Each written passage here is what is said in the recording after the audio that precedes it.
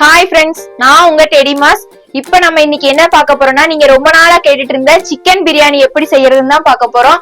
அதுக்கு முன்னாடி நம்ம சேனலை சப்ஸ்கிரைப் பண்ணுங்க, லைக் பண்ணுங்க, முக்கியமா செஞ்சு பார்த்து கமெண்ட் பண்ணுங்க, பெல் ஐக்கானை கிளிக் பண்ணுங்க. அப்பதான் நாங்க போடுற வீடியோஸ் வந்து உங்களுக்கு ரீச் ஆகும்.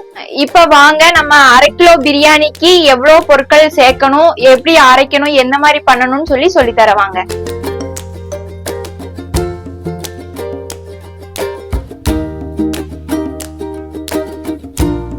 1/2 kilo basmati rice, 1/2 kilo chicken, 250 gram பெரிய வெங்காயம் எடுத்துக்கோங்க, 3 தக்காளி, 3 மிளகாய், 1/2 லெமன், மல்லி இலை, புதினா இலை, ஆயில் 100 கிராம், நெய் 5 ஸ்பூன், இஞ்சி வெள்ளைப்பூடு பேஸ்ட் வந்து ஒரு 75 கிராம், தயிர் 50 ml, பால் 100 ml, பாதாம் பொடி 2 டீஸ்பூன், உப்பு தேவையான அளவு போட்டுக்கோங்க, மஞ்சப்பொடி 1/2 டீஸ்பூன், வத்தப்பொடி 2 டீஸ்பூன், காஷ்மீர் வத்தப்பொடி 1 டீஸ்பூன், மல்லிப்பொடி 2 டீஸ்பூன். கலருக்காண்டி வந்து நான் கேசரி பவுடர் ரெட்டும் எல்லோ கலரும் ரெண்டும் 6 டீஸ்பூன் ஆட் பண்ணிருக்கேன். பிரியாணி செய்யறதுக்கு ஒரு 1/2 மணி நேரத்துக்கு முன்னாடி நம்ம 1/2 கிலோ பாஸ்மதி ரைஸ் நம்ம எவ்வளவு எடுக்கோமோ அந்த அரிசியை வந்து ஒரு 1/2 மணி நேரத்துக்கு முன்னாடியே ஊற வச்சிடணும். ஊற வச்சு நம்ம சாப்பாடு நார்மலா வடிப்போம்ல அந்த மாதிரி இந்த ரைஸை வந்து நம்ம வடிச்சுக்கணும். ஏன்னா நம்ம தம் பிரியாணி செய்யறதுனால இது வந்து ரைஸ் வந்து தனியா நம்ம வடிக்கணும். நம்ம பட்டை, கிராம்பு, ஏலக்காய் இது எல்லாத்தையும் எடுத்து வச்சிருந்தோம்னா இதுல வந்து 2 மட்டும் எடுத்து வச்சுட்டு மீதியை வந்து நம்ம மிக்சியில வந்து திரிச்சு வச்சுக்கிடணும். இப்ப வந்து 1/2 கிலோக்கு தேவையான பாத்திரம் எடுத்துக்கோங்க. இப்ப வந்து பாத்திரம் நல்லா காஞ்சதுக்கு அப்புறம் நம்ம சமையல ஸ்டார்ட் பண்ணுவோம். பாத்திரம் நல்லா காயுது. அதுக்கு முன்னாடி நம்ம அரிசியை வந்து தனியா வேக வச்சு எடுக்கணும்ல, அதுக்கு தேவையான தண்ணி ஒரு பாத்திரத்துல தண்ணியை வச்சிருக்கோம். அது நல்லா கொதிக்கட்டும். அது கொதிச்சு வர்றதுக்கு முன்னாடி நம்ம இங்க ரெடி பண்ணுவோம் பிரியாணிக்கு என்ன தேவையோ. பாத்திரம் நல்லா காஞ்சிட்டு இப்ப வந்து நம்ம எடுத்து வச்சிருந்த ஆயில நம்ம ஊத்துதோம். 2 டீஸ்பூன் நெய் இது கூட ஆட் பண்ணிருக்கோம். இது நல்லா காஞ்சதுக்கு அப்புறம் இப்ப நறுக்கி வச்சிருந்த பெரிய வெங்காயத்தை நம்ம போட்டு நல்லா பொன்னிறமா வர வரைக்கும் நல்லா வதக்கிக்கணும். அடி பிடிக்கிற மாதிரி இருந்ததுன்னா சிம்ல போட்டு வதக்குங்க. நல்லா வதக்குனாதான் டேஸ்ட் நல்லா வரும்.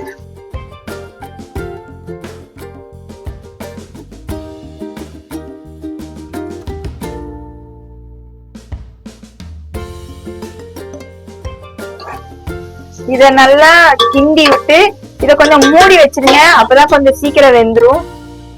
வெங்காயம் வேகும் போது கொஞ்சமா உப்பு போட்டு வேக வைங்க, அப்ப சீக்கிரம் கொஞ்சம் வெந்துரும்.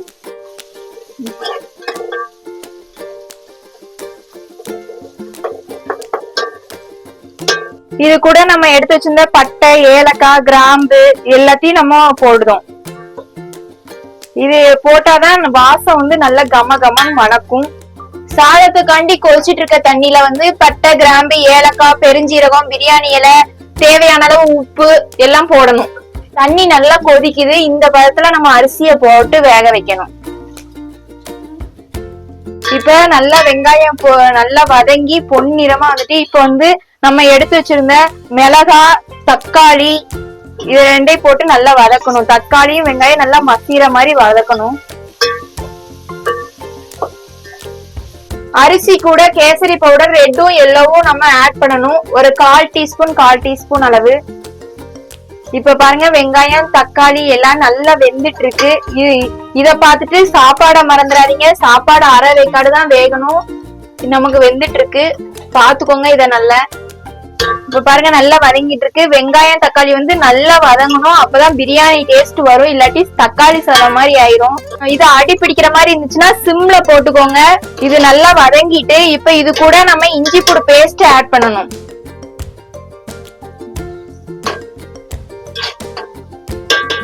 இஞ்சி வெள்ளைப்பூடு பேஸ்ட் வந்து நல்லா வதக்கணும். அந்த ஸ்மெல் வந்து போகணும், இல்லாட்டி பச்சை ஸ்மெல் அடிக்கும். அதனால நல்லா வதக்கிக்கோங்க.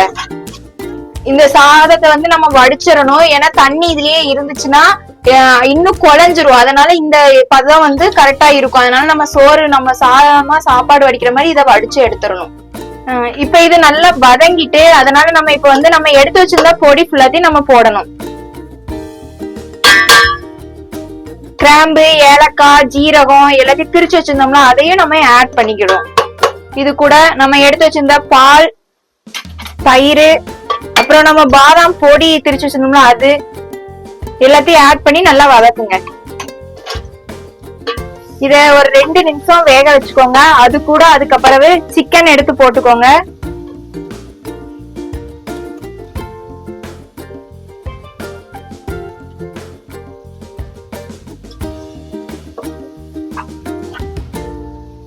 தேவையான அளவு உப்பு போடுங்க. முதல்ல பாதி நம்ம போட்டிருக்கோம், இப்ப பாதி போட்டுக்கோங்க.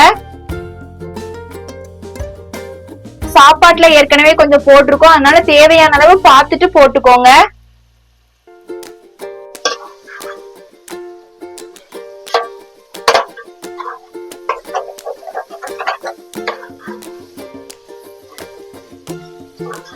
நல்லா கலர்ஃபுல்லா வந்திருக்கு பாருங்க. இது கூட இப்ப புதினா இலையும் மல்லி இலையும் நம்ம சேர்க்கிறோம்.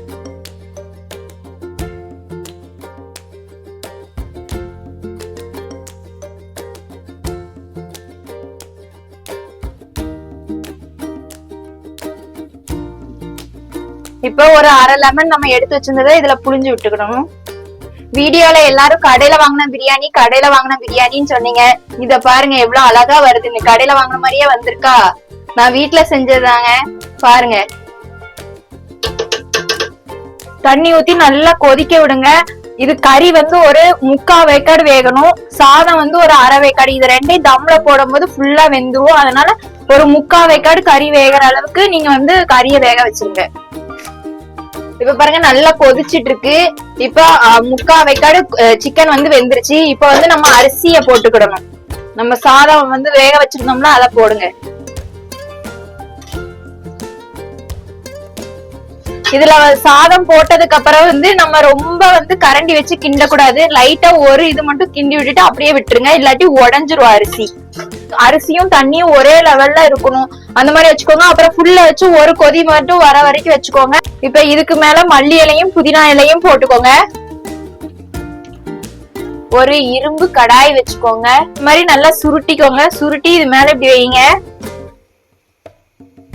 ஃபுல் ஃப்ளேம்ல 5 நிமிஷம் வைக்கணும். அடுத்து சிம்ல 5 நிமிஷம் வச்சுட்டு அடுத்து ஆஃப் பண்ணிருங்க. ஆஃப் பண்ணிட்டு ஒரு 1/4 மணி நேரம் அதை வந்து ஓபன் பண்ண கூடாது, அப்படியேதான் இருக்கணும்.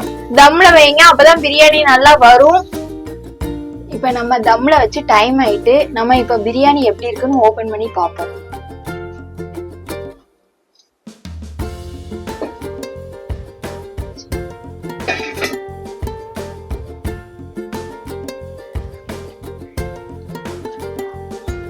வாவ், கலர்ஃபுல்லா வந்திருக்கு பாருங்க.